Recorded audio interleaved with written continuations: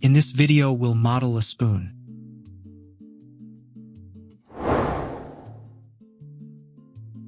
Shift+A and add an 8-vertex circle. Select the circle and tab into Edit mode.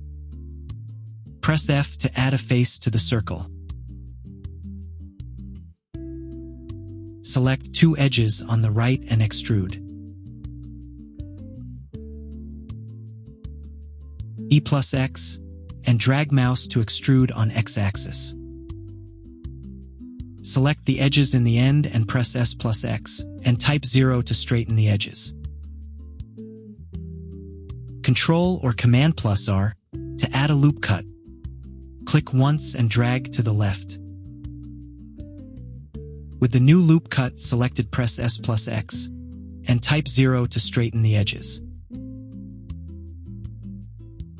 Now select the bowl face. Press I and inset a little. Add a grid fill and adjust offset to align edges with axes. Enable vertex selection and select the middle vertex. Numpad 1 for front view. G+Z and drag the vertex down on Z-axis as shown. Tab into Object mode.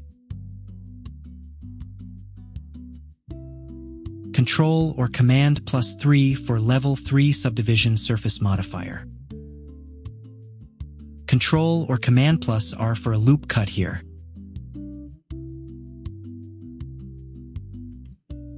Add another loop cut and slide it right as a supporting loop.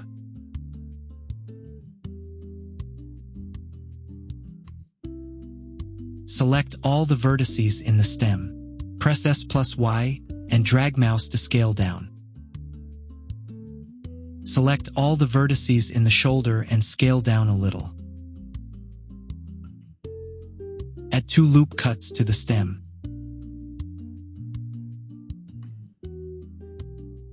Press Numpad 1 for front view and A to select all. E+Z and extrude 0.1 meters. Disable subdivision in modifiers.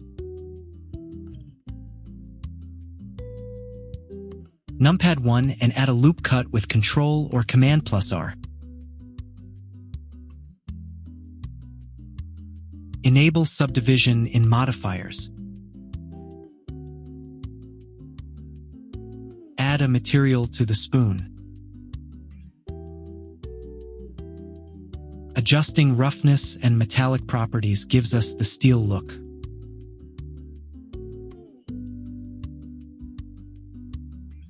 Tab back into Edit mode and disable subdivision in modifiers.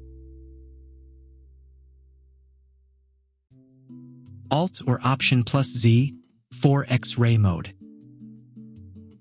Select all the vertices in the left tip. G+X and drag the vertices to the left.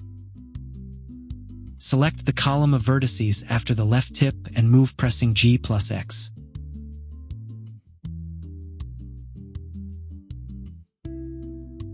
Select the vertices in the middle of the bowl.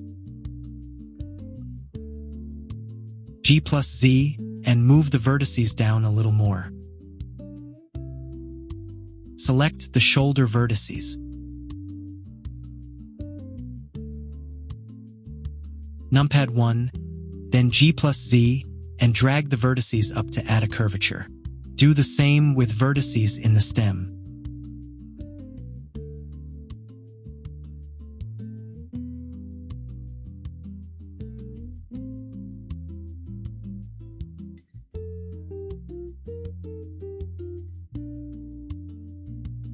Adjust the width of the shoulder by scaling down on Y-axis. Adjust the width of the bowl to your liking using the Move tool, G. The spoon is now complete.